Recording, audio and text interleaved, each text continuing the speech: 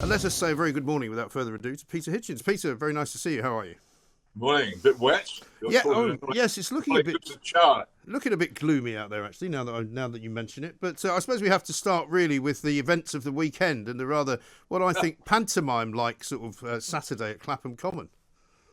Well, if people want to hold vigils on Clapham Common, it seems to me, or it would have seemed to me a year ago, this is a free country, you should do it. Yeah. What they seem to have discovered over the weekend is something that a lot of the rest of us have known for months. It isn't a free country. But how on earth they managed to get through the past 11 months without noticing that the police have become an overbearing, shouty militia, only too keen to drag the law-abiding away in handcuffs in a way that they've long ago forgotten how to do with burglars and so forth, is amazing. How did they not know? But I have to say I welcome their alliance, even though it seems to be quite a lot of those, particularly the politicians in Parliament who voted for the measures which have led to this, need to wonder to themselves what it was that they voted for. It's extraordinary. And I think there's going to be an awful lot of waking up of this kind over the next 2 years or so as people who have largely accepted the government line discover what it actually means, both in terms of the huge loss of freedom and the huge loss of prosperity, which we're all going to undergo.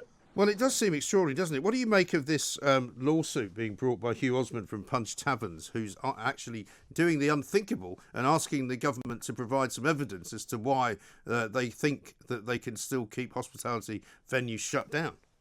Well, good luck to him. But, of course, as Simon Dolan found last year when he tried to get a judicial review of the whole thing, the courts are very reluctant to deal with it. The same courts who, as you remember, were absolutely keen to pile in on the European issue and on the proroguing of Parliament a couple of years ago, now have suddenly developed a great aversion to any kind of political engagement and don't seem to want to actually engage in this. So, I very much hope the case is heard. And you can see his point. Because the whole thing is totally illogical. I describe these measures as rain dance measures. They're things people do and then claim that they've had a good result.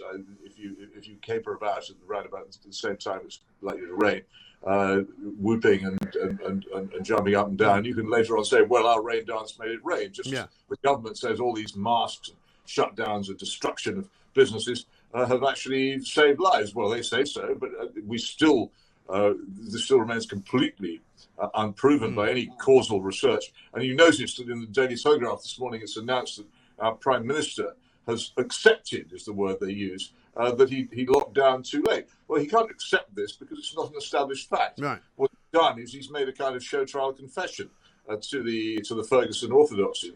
And he's, by doing so, he's shamefully, in my view, prejudged any inquiry which may ever take place, which has to ask the question absolutely from the beginning: was this action justified?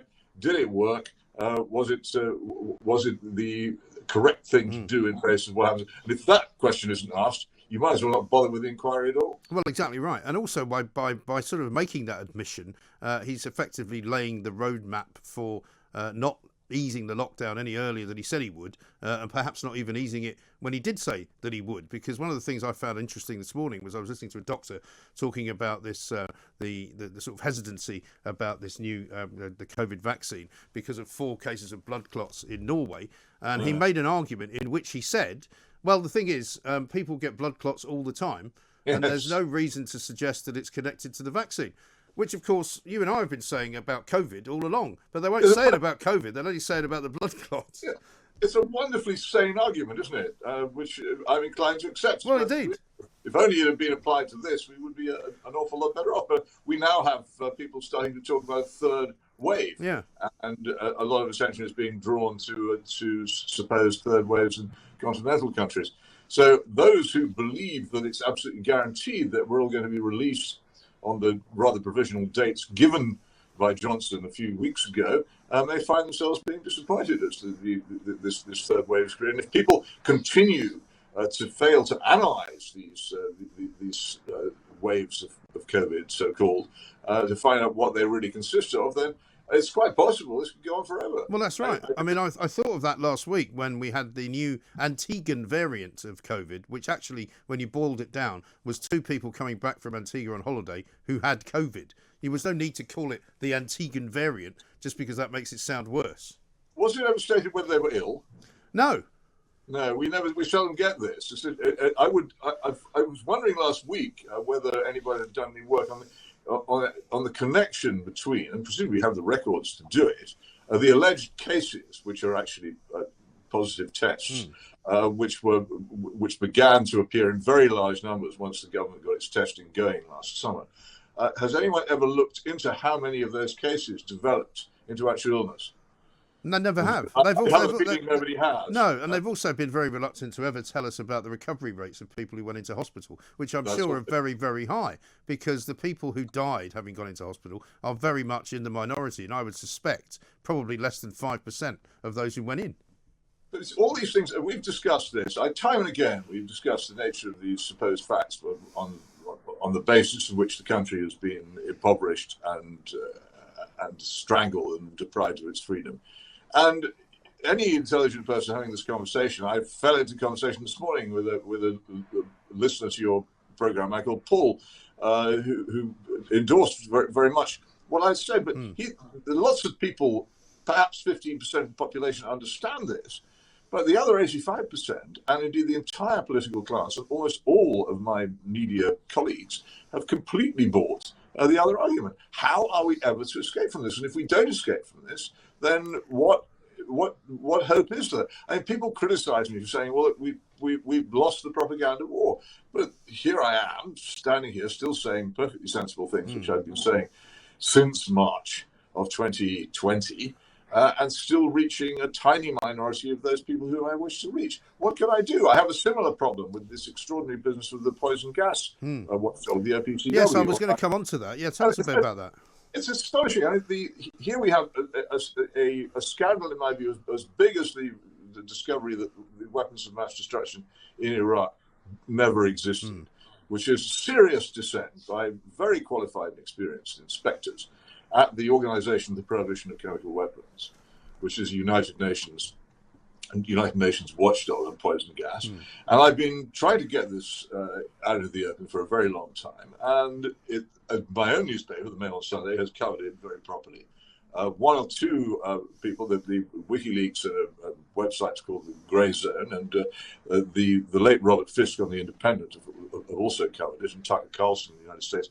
Otherwise, the media have totally ignored it. And what's more, if anybody raises it, they're immediately dismissed as apologists for the appalling despot of Syria, Bashar Assad. In fact, this happened over the weekend. An amazingly qualified person, Admiral Lord West, the Falklands veteran and hero who then became a security minister, first Sea Lord, has actually joined the cause of saying we should look into this OPCW business. And the Foreign Office, when I contacted them, said that all those who'd signed the plea for this to happen, including Lord West, were effectively whitewashing Bashar Assad. It's a ridiculous thing to say about somebody like Lord West, who's absolutely established his patriotism, a man whose ship was sunk under him by Argentine bombing. This isn't somebody who can be impugned as some kind of apologist for anybody. He's a British patriot and somebody who stands up for this country, not for anybody else. And yet they still use this language. And it's shocking as it is, and I reported it in full in the Mail on Sunday, and not a single other paper, as far as I can discover, or any broadcasting station has even bothered to mention it, either last night or this morning. Yeah, and this is the Foreign Office's kind of a propaganda campaign, if you like, against those people like yourself who have questioned whether or not the Syrians did what they were alleged to have done. Well, it's always the same thing. Instead of actually taking on the argument, saying, well, here we have two very experienced inspectors who've been at the scenes of many things and who understand them well. So actually, we think what the OPCW is saying has been doctored unacceptably to give a false impression, and that's what they say. I've talked to them at length. Instead of saying, oh, well, that's worth looking into, we should have an inquiry into this, all you get is a blizzard of slime, and people say, you're an apologist, you're a war crimes denier, and you're an apologist for this filthy despot in Syria. And Matt, I have to say, I have a 20-year record which I can produce of extremely critical writing about the Assad despotism, father and son, in Syria, which is more than the Foreign Office can say. It's not all that long since they invited Assad to London to meet the Queen. Yeah. So they're barely Assad apologists, if you like. Well, this is the thing. I mean, they now take a view, and the polarisation of the government continues, that if somebody is a bad man, then everything that is said about him, which is bad, is okay. Whether it's true or not doesn't matter. Well, it's also, here's the thing. If we're worried about Syria, and I have to say that anybody who knows what's going on there must be distressed by the huge numbers of people who've been turned from normal human beings into refugees, and the quite large number of people who've been turned from normal human beings into corpses in the past 10 years. Right. You should want that to end. That ending it seems to me to be the most important thing, to try and bring that country back to a state of peace and prosperity again after the awful things it's been through. But what's going on here is the prolonging of a terrible war kept going for years by foreign intervention, by people who wanted, for various reasons, nothing to do, in my view, with the state of or happiness of the Syrian people, who wanted to overthrow the regime there. And on and on and on they go, and it's terrible for anybody. And I wonder why, as well, Peter. Nobody ever seems to draw the connection between the refugee problem in Syria and the refugee problem in Western Europe, because, of course, I was talking to somebody who knows that region pretty well the other day, and Lebanon is pretty much about to go the same way as Syria. They've got no money. They've got no way of getting any money. They're reliant upon, foreign powers to help them out. And thanks to all of the wars, but also that terrible bomb, that blast that happened last year, which destroyed sort of half of Beirut, it's a very, very poverty-stricken country, and more people are leaving it to come to Western Europe. And the fact that they don't see this has got any kind of knock-on effect on us is remarkable. Well, two things. I mean, the Syrian intervention is one, but there's also two others. The original Iraq War, that mad Blairite attack on Iraq, the stupidest things ever done by any government in history, and David Cameron's largely forgotten intervention in Libya, which had the same effect, and which was produced the enormous migration across the Mediterranean, which has transformed Europe as well. These have resulted in the mass movements of people who quite reasonably have shifted from homes which they used to have, which have turned into war zones and hunger zones and places where there is no work. So where have they come? And this would not have happened had it not been for the arrogant stupidity of people who think that war is the solution to every problem and launch wars in foreign countries without thought. And that's really what this is about, in my view. But you can't get to grips with it without being abused. So no. But I'm astonished that the Foreign Office couldn't see that accusing someone such as Admiral Lord West of being a whitewasher of Assad was ridiculous. Well, particularly it really rebounds in their faces. And this is a pretty sort of thing, for mistake. A highly decorated person. It really is extraordinary what they will do to discredit anybody that they don't think is worthy of listening to, which in his case is quite remarkable. Let's just go back to, I wanted to award my tweet of the weekend to Wera Hobhouse, who's the Lib Dem MP for Bath, who said this: "Until now, I have accepted the restriction on our liberty imposed by COVID, but last night's event on Clapham Common makes me wonder whether I have been too complacent. If the right to have your voices heard is shut down in such a draconian way, something is very wrong." I mean, and she clearly has no sense of irony. I found that quite a remarkable thing to tweet out. Well, as Jesus said, we rejoice over the sheep which was lost and is found. I think let's just be pleased, even if someone like that, for goodness sake, has finally realised that something bad is going on, then good. Perhaps more will be. It should have been the case that the Guardian reading classes in this country should have said from the start, "Hey, look, our liberties are under threat. We're liberals. We're supposed to be in favour of that sort of thing, so we should be against our liberties being under threat." But in fact, all the left-wingers and liberals in the country have been keen supporters of the most illiberal policy in modern times. It's astonishing. Well, if they're waking up, if what happened in Clapham makes them wake up, then I'm pleased. Anything that makes people wake up, however late it is, I'd rather they woke up than they stayed asleep. And let's finish up with a comment perhaps on the royal family, because you wrote about them at the weekend as well. It's been quite a traumatic week for them, I suppose, given that a week ago we were all getting ready to watch the Oprah Winfrey show and the Harry and Meghan show, for want of a better word. But it's been quite a remarkable week for the royal family, hasn't it?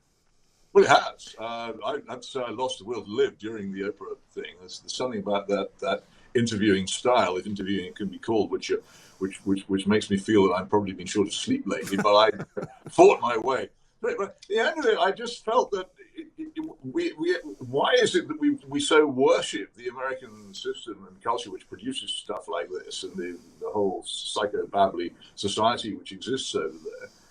We seem to me to have at least to have had a more responsible and more grown-up society, and I believe this is the result of having a monarchy rather than an elected president. I think that there's something about constitutional monarchy which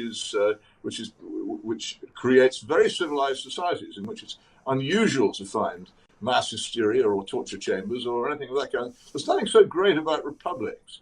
And the danger of all this is that it will destroy the whole idea of monarchy, and we'll end up with a republic. Republics aren't so great. There have been a lot of really terrible republics. One of my most pointed examples is the Republic of South Africa, in which they held a whites-only referendum, which voted to get rid of the Queen because they saw quite rightly that the British monarchy would be a restraint on their plans to introduce a completely racially bigoted, divided society. So they got rid of the Queen. German Democratic Republic, East Germany Republic, Democratic People's Republic of North Korea, People's Republic of China. There's no guarantee that once you get a republic, you're suddenly going to become more free and better governed. In fact, I think if you look at a list of the longest lasting free law-governed countries in the world, at the top of the list, almost all of them are constitutional monarchies. The best systems of government you could possibly have. I don't mind the royal family themselves. I mean, I'd be quite happy to have a monarchy without a royal family at all. You could just have some kind of guy in an office pretending to be the monarch. But the sort of like the Wizard of Oz kind of idea. Yeah, but the actual system of constitutional monarchy is very, very good, and we shouldn't get rid of it. Why spit on the art? No, interesting as well, because you made that point about the US president, that basically in times of war or times of trouble, Americans are much less likely to criticize the president because of the way that he is revered and the office is revered. And they often say, even when Donald Trump was president, we respect the office of the president even if we don't respect the man. Yeah, if you watch the great liberal soap opera, The West Wing, they all stand up when the president walks into their room and stuff that they never do with, I hope they wouldn't do it anyway, with Johnson or Blair. Right. They treat him as a monarch, and you have to be very, very polite to him. And also, they have there's no recourse. If anybody working for Richard Nixon, realizing that criminal enterprises in which he was engaged had wanted to protest against it, there was nowhere to go because all loyalty goes to the president. And if the president says this illegal thing must be done, you can't challenge it.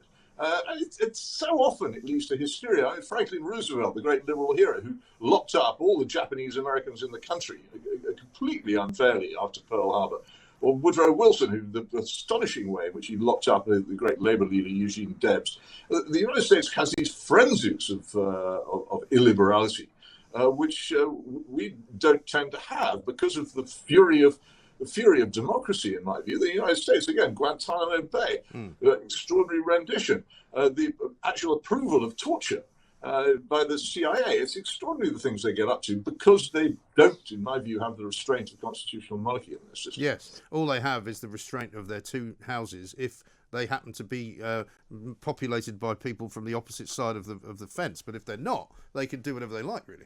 Yeah, so the system of campaign finance means that, okay, all right, so people get elected by large numbers of votes, but what they're also getting elected by is huge piles of dollar bills. And these elections are contests of money.